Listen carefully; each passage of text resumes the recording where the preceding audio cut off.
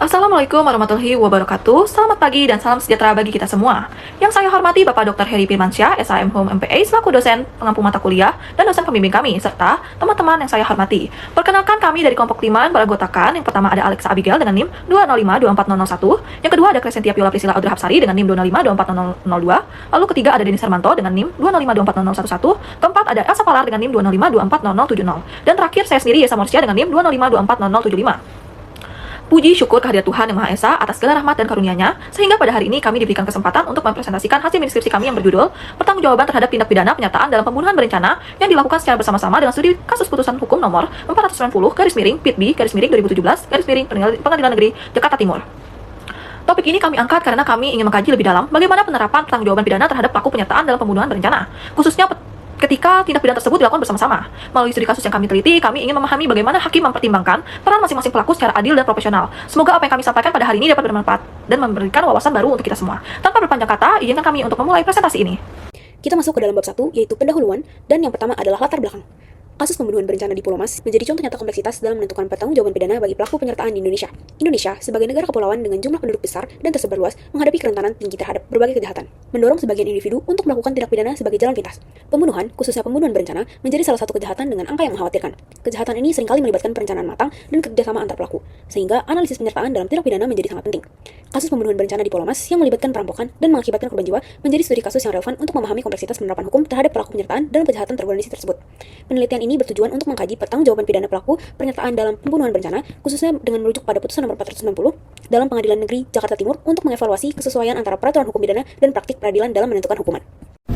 Pada rumusan masalah, kami menggunakan 3 rumusan masalah, yaitu yang pertama, bagaimana pertanggungjawaban pidana terhadap penyertaan dalam kasus pembunuhan berencana pada putusan nomor 490/pidana biasa, /2017, Pengadilan Negeri Jakarta Timur, dan rumusan masalah yang kedua adalah bagaimana pertimbangan hukum hakim dalam penentukan pidana masing-masing pelaku berdasarkan peran dan tingkat keterlibatannya terhadap kasus pada putusan nomor 490/pidana biasa, /2017, Pengadilan Negeri Jakarta Timur, dan rumusan masalah yang ketiga adalah bagaimana ketentuan hukum positif yang berlaku di Indonesia terkait pertanggungjawaban pidana penyertaan dalam pembunuhan berencana pada putusan nomor 490/pidana biasa, /2017, Pengadilan Negeri Jakarta Timur.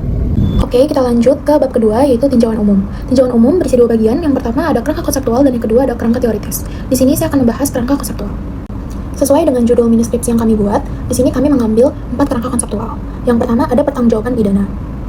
Pertanggungjawaban pidana sendiri merupakan mekanisme hukum untuk membebankan sanksi pidana atas tindakan yang dilarang undang-undang, yang dimana menilai apakah individu dapat dimintai pertanggungjawaban atas tindakan kriminalnya. Pertanggungjawaban pidana sendiri meliputi beberapa unsur. Yang pertama, adanya tindak pidana atau perbuatan melawan hukum. Yang kedua, adanya kesalahan, disengaja atau alpa. Yang ketiga, adanya kemampuan bertanggung jawab. Dan yang keempat, tidak ada alasan penghapus pidana, yang dimana pembenar dan juga pemaaf. Pertanggungjawaban pidana berlaku juga bagi pihak yang turut serta yang tercantum dalam pasal 55 dan 56 Kitab Undang-Undang Hukum Pidana, yang dimana bukan hanya pelaku langsung. Yang kedua ada tindak pidana. Tindak pidana sendiri merupakan perbuatan yang dilarang oleh hukum pidana dan diancam pidana bagi pelanggarannya. Ini seperti asas legalitas, yaitu tercantum dalam pasal 1 ayat 1 Kitab Undang-Undang Hukum Pidana. Tindak pidana meliputi 2 unsur. Yang pertama ada unsur objektif, yaitu perbuatan lahiriah, akibat hukum, dan juga kausalitas. Yang kedua, unsur subjektif, yaitu sikap batin pelaku, baik kesengajaan atau kealpaan. Tindak pidana juga dibagi menjadi 2 klasifikasi. Yang pertama yaitu kejahatan atau misdrift, yaitu sifatnya serius, tercantum niat jahat, dan juga adanya ancaman berat, contohnya seperti pembunuhan. Yang kedua, adanya pelanggaran atau overtrading, sifatnya lebih ringan, berhubungan dengan ketertiban umum, contohnya seperti pelanggaran lalu lintas. Yang ketiga, tindak pidana pembunuhan. Tindak pidana pembunuhan sendiri merupakan menghilangkan nyawa orang lain secara melawan hukum. Itu terdapat dalam pasal 338 Kitab Undang-Undang Hukum Pidana. Tindak pidana pembunuhan sendiri memiliki beberapa unsur. Yang pertama, perbuatan aktif. Yang kedua, adanya kesengajaan. Dan yang ketiga, hilangnya nyawa korban. Dan yang keempat, adanya kausalitas. Adapun jenis-jenis tindak pidana pembunuhan. Yang pertama, pembunuhan biasa, tercantum dalam pasal 338 Kitab Undang-Undang Hukum Pidana. Yang kedua, adanya pembunuhan berencana, tercantum dalam pasal 340 Kitab Undang-Undang Hukum Pidana. Yang ketiga, adanya pembunuhan atas permintaan korban, tercantum dalam pasal 344 Kitab Undang-Undang Hukum Pidana. Lalu adanya pembunuhan oleh ibu terhadap bayinya, yaitu pasal 341 dan 342 Kitab Undang-Undang Hukum Pidana. Dan yang terakhir, adanya percobaan pembunuhan, tercantum dalam pasal 338 atau 340 Kitab Undang-Undang Hukum Pidana. Yang keempat, ada penyertaan. Penyertaan sendiri merupakan keterlibatan lebih dari satu individu dalam pelaksanaan tindak pidana atau dalaming.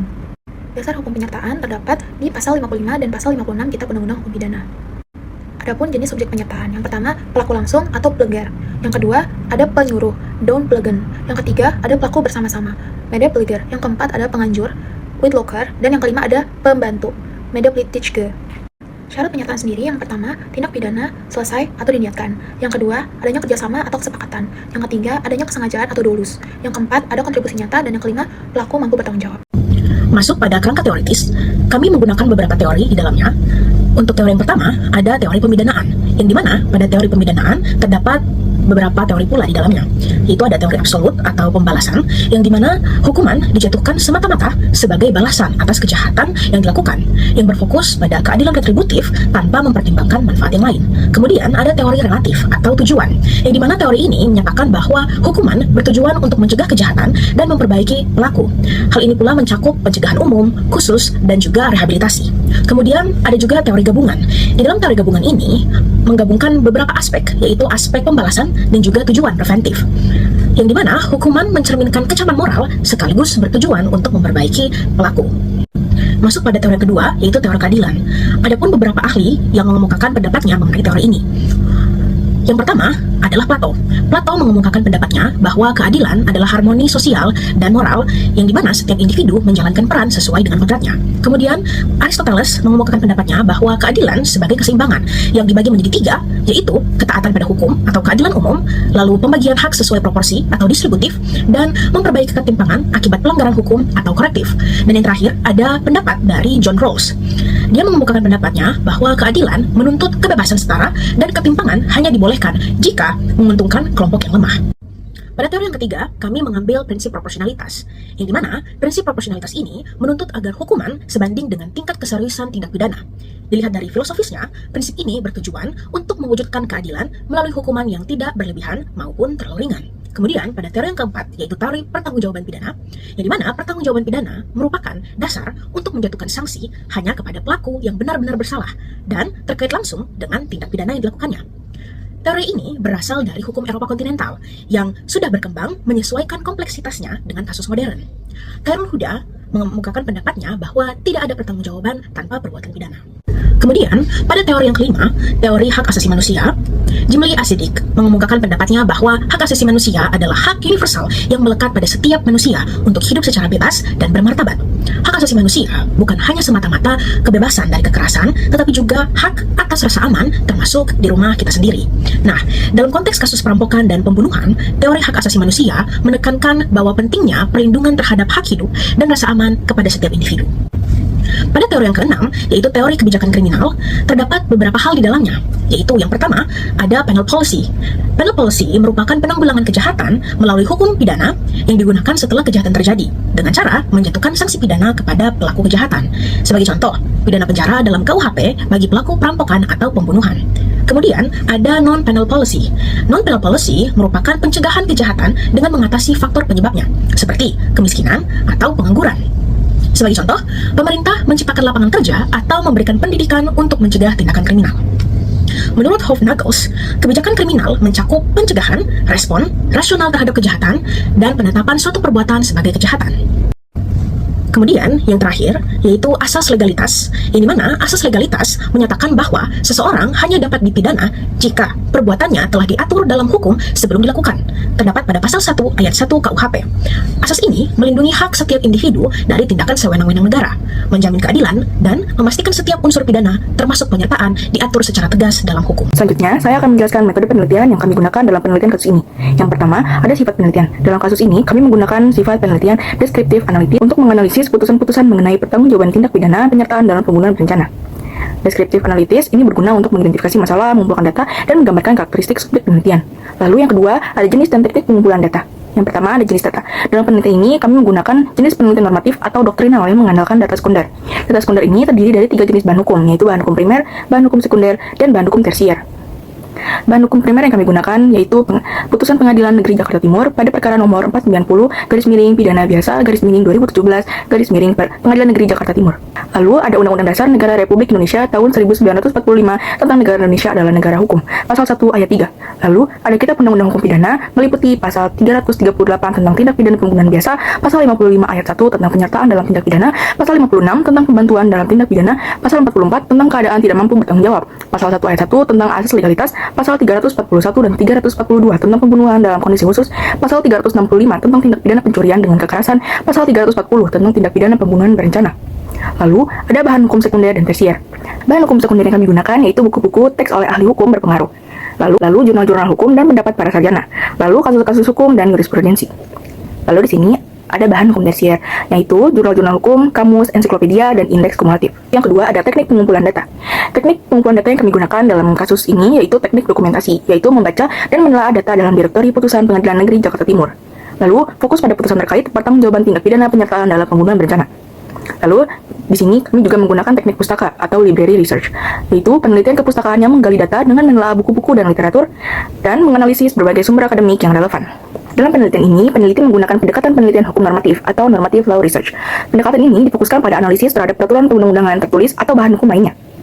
Menurut Sir Jono Sukanto, penelitian hukum normatif juga dikenal sebagai penelitian doktrinal atau studi kepustakaan. Lalu di sini ada teknik analisis data. Dalam penelitian ini, peneliti menggunakan metode analisis data deskriptif yang berarti menggambarkan dan menjelaskan data apa adanya tanpa mengubah fakta yang ditemukan.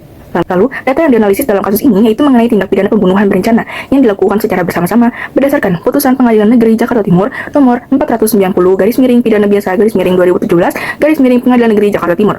Lalu di sini ada jalannya penelitian. Tahap persiapan yaitu mengkaji penelitian terdahulu yang relevan. Lalu perumusan masalah, menentukan fokus penelitian. Lalu pada tahapan kedua yaitu menyesuaikan dengan tujuan penelitian. Lalu studi kepustakaan yaitu mengumpulkan dan menganalisis informasi dari berbagai sumber. Lalu, analisis data yaitu menentukan kualitas hasil penelitian setelah data terkumpul. Lalu, penyusunan hasil penelitian dimulai dari bab 1 sampai 5 sesuai dengan judul yang akan diteliti. Yaitu, bab 1 berisi pendahuluan yang meliputi latar belakang, rumusan masalah, tujuan dan manfaat penelitian. Bab 2 berisi tinjauan umum. Bab 3 berisi metode penelitian yang meliputi sifat penelitian, jenis dan teknik pengumpulan data, dan jalannya penelitian. Bab 4 berisi hasil penelitian dan pembahasan. Bab 5 berisi kesimpulan dan saran. Selanjutnya, saya akan menjelaskan hasil penelitian dan pembahasan. Yang pertama, ada analisis pertanggungjawaban pidana dalam kasus pembunuhan berencana putusan nomor 490 garis miring pidana biasa garis miring 2017 garis miring Pengadilan Negeri Jakarta Timur. Pertanggungjawaban pidana adalah proses menilai apakah seseorang dapat dipidana atas perbuatan pidana yang dilakukan dengan dua unsur. Unsur pertama, tindak pidana. Sudah jelas terpenuhi karena perbuatan pidana terjadi. Unsur kedua, kesalahan. Dinilai dari kemampuan bertanggung jawab, apakah perbuatan dilakukan dengan sengaja atau dolus atau kelalaian atau culpa. Serta tidak adanya alasan pemaaf yang menghapus pertanggungjawaban pidana. Dalam kasus ini, terdakwa bersama rekan-rekannya dihukum karena turut serta dalam pembunuhan berencana yang juga disertai pencurian dengan kekerasan yang menyebabkan 6 orang meninggal dan 5 luka-luka. Lalu, pembunuhan berencana adalah kejahatan dengan ancaman hukuman paling berat pidana mati, penjara seumur hidup, atau maksimal 20 tahun. Unsur utamanya yaitu perbuatan yang dilakukan dengan rencana matang, adanya waktu pertimbangan niat, dan pelaksanaan dalam keadaan tenang. Berdasarkan unsur-unsur pasal 55 ayat 1 ke 1 Kitab Undang-Undang Hukum Pidana, yaitu barang siapa dengan sengaja, dengan direncanakan terlebih dahulu, menghilangkan nyawa orang lain, dan melakukan, menyuruh, atau turut serta melakukan. Dalam kasus ini tidak ada alasan pemaaf seperti gangguan jiwa atau maaf dari keluarga, sehingga terdakwa tetap bertanggung jawab secara pidana. Fakta hukum yang ada di dalam persidangan. Yang pertama, para terdakwa terbukti sebagai subjek hukum yang sehat jasmani dan rohani. Kedua, terdakwa bersama-sama melakukan survei, pembagian tugas, membawa senjata, dan mengganti nomor polisi mobil untuk menghilangkan jejak. Yang ketiga, korban dikurung di kamar mandi sempit tanpa ventilasi, yang menyebabkan 6 orang meninggal karena kekurangan oksigen dan 5 orang luka-luka.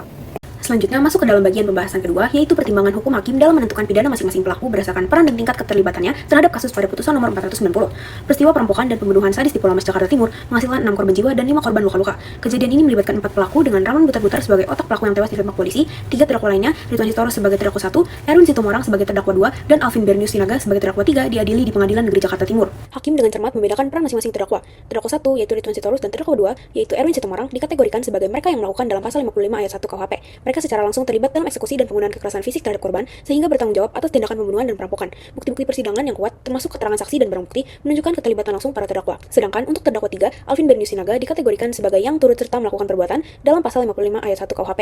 Meskipun tidak secara fisik hadir di lokasi kejadian saat pembunuhan, perannya dalam perencanaan dan pelaksanaan kejahatan sangat signifikan. Peran ini mencakup survei lokasi, pengawasan, dan pengamanan selama aksi perampokan berlangsung. Hakim menilai bahwa tanpa kontribusi terdakwa 3, kejahatan mungkin tidak akan berjalan semulus yang terjadi. Ini menunjukkan pemahaman hakim yang mendalam tentang teori penyertaan, di mana keterlibatan tidak harus selalu bersifat fisik dan langsung. Selanjutnya, dasar hukum pemidanaan dalam kasus ini. Putusan ini menjerat para terdakwa dengan pasal utama. Yang pertama pada pasal 340 KUHP tentang pembunuhan berencana, di mana hakim secara rinci menganalisis pembunuhan unsur-unsur pasal 340 KUHP, yaitu yang pertama sengaja, yang kedua dengan rencana terlebih dahulu, dan ketiga merampas nyawa orang lain. bukti-bukti persidangan termasuk keterangan saksi, barang bukti seperti senjata, amunisi, dan alat-alat lainnya, dan hasil visum et repertum digunakan untuk membuktikan unsur-unsur tersebut. Hakim menilai bahwa pembunuhan ini bukanlah hasil spontanitas, melainkan akibat perencanaan yang matang yang melibatkan banyak aspek. Kemudian pada pasal yang kedua, yaitu pada pasal 365 KUHP tentang pencurian dengan kekerasan, di mana pada pasal ini diterapkan karena perbuatan tersebut mengakibatkan kematian dan dilakukan oleh dua orang atau lebih secara bersekutu. Hakim menganalisis secara detail bagaimana tindakan kekerasan yang dilakukan para terdakwa terkait dengan pencurian.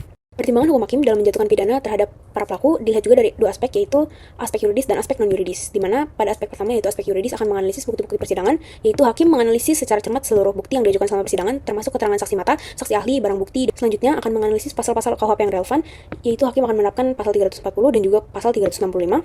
Selain itu, pasal 55 KUHP tentang penyertaan juga diterapkan untuk menentukan tanggung jawab pidana masing-masing terdakwa berdasarkan peran dan tingkat keterlibatan mereka.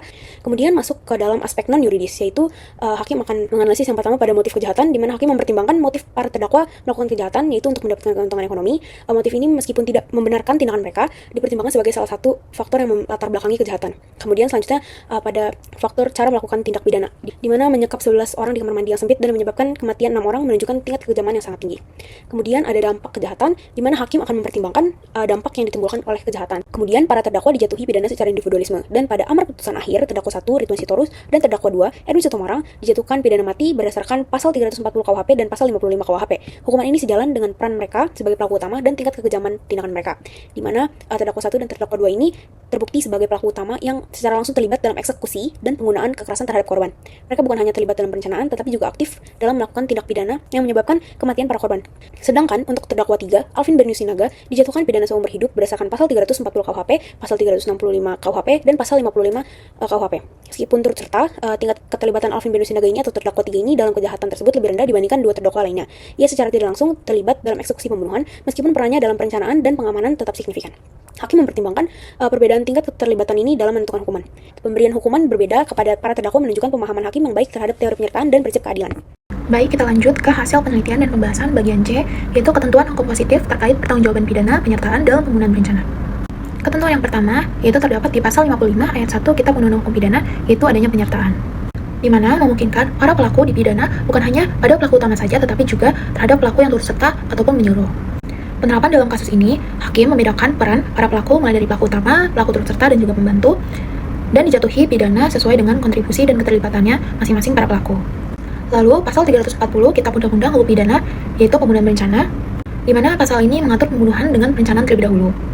Penerapan dalam kasus ini terbukti adanya perencanaan, yaitu berupa survei, pembagian tugas para pelaku, dan juga alat bukti yang disiapkan. Lalu yang kedua, asas individualisasi pidana, yang dimana setiap orang bertanggung jawab individu berdasarkan peran, niat, dan juga kontribusi. Penerapan dalam kasus ini, hakim menjatuhkan putusan pidana yang berbeda-beda terhadap para pelaku berdasarkan derajat keterlibatan dan kontribusinya. Lalu yang ketiga ada proporsionalitas hukuman, yang dimana hukuman disesuaikan berdasarkan tingkat kesalahan dan juga kontribusi pelaku. Penerapan dalam kasus ini, pelaku utama hukumannya lebih berat, turut serta atau pembantu hukumannya lebih ringan. Selanjutnya adalah kesimpulan dan saran. Kami mengambil kesimpulan bahwa penerapan pasal 55 KUHP dalam kasus Pulau Mas menunjukkan bahwa prinsip individualisme pidana telah diterapkan dengan baik, dengan membedakan peran pelaku utama, turut serta, dan pembantu. Pertimbangan hakim juga tidak hanya fokus pada tindakan fisik, melainkan juga niat dan perencanaannya. Meskipun penentuan batas peran masih jadi tantangan, keseluruhan hukum positif pasal 55 KUHP sudah cukup kuat, namun perlu kejelasan lebih lanjut untuk menghindari multitafsir. Kasus ini menunjukkan dampak sosial besar dan pentingnya penegakan hukum yang tegas dan adil. Secara keseluruhan, penerapan pertanggungjawaban pidana penyertaan dalam pembunuhan berencana pada putusan ini telah berjalan baik dan proporsional, namun masih memerlukan penyempurnaan pedoman penilaian individual. Selanjutnya ada saran. Kami memiliki 4 saran. Yang pertama, bagi aparat penegak hukum ke depannya, lebih teliti dalam mengidentifikasi dan menilai peran pelaku penyertaan dengan memastikan hukuman sesuai dengan kontribusinya. Yang kedua, bagi para hakim, untuk mengembangkan pedoman penilaian yang lebih jelas dan terukur, serta menguraikan alasan hukum secara transparan dan komprehensif. Lalu ketiga, bagi para pembuat kebijakan dan akademisi, untuk kedepannya mohon menyusun pedoman teknis atau jurisprudensi untuk menafsirkan dan menerapkan pasal 55 KUHP secara konsisten. Akademisi terus melakukan kajian yang lebih mendalam untuk kedepannya. Lalu yang keempat, bagi para masyarakat, untuk meningkatkan pemahaman dan kesadaran hukum mengenai konsekuensi keterlibatan dalam tindak pidana sekecil apapun perannya. Demikian yang dapat kami sampaikan mengenai mini skripsi kami tentang pertanggungjawaban pidana terhadap tindak pidana penyertaan dalam pembunuhan berencana yang dilakukan secara bersama-sama. Melalui penelitian ini kami menyimpulkan bahwa dalam pandangan tindak pidana penyertaan sangatlah penting bagi hakim untuk menilai dengan tepat sejauh mana peran dan keterlibatan masing-masing pelaku. Tidak semua pelaku dapat dikenai hukuman yang sama karena derajat keterlibatan mereka yang berbeda-beda. Dengan penilaian yang cermat dan pertimbangan yang proporsional, keadilan hukum dapat lebih terwujud ke depannya. Kami menyadari bahwa penelitian ini masih sangat memiliki banyak keterbatasan. Oleh karena itu, kami sangat terbuka dan mengharapkan kritik serta saran untuk perbaikan ke depannya. Akhir kata kami ucapkan terima kasih yang sebesar-besarnya kepada Bapak Dr. Heri Firmansyah, SHM Hum MPA, atas bimbingan dan arahannya selama proses penyusunan miniskripsi ini, serta telah berkenan meluangkan waktu untuk menilai presentasi kami. Semoga apa yang kami sampaikan hari ini dapat bermanfaat bagi kita semua. Waalaikumsalam warahmatullahi wabarakatuh. Terima kasih.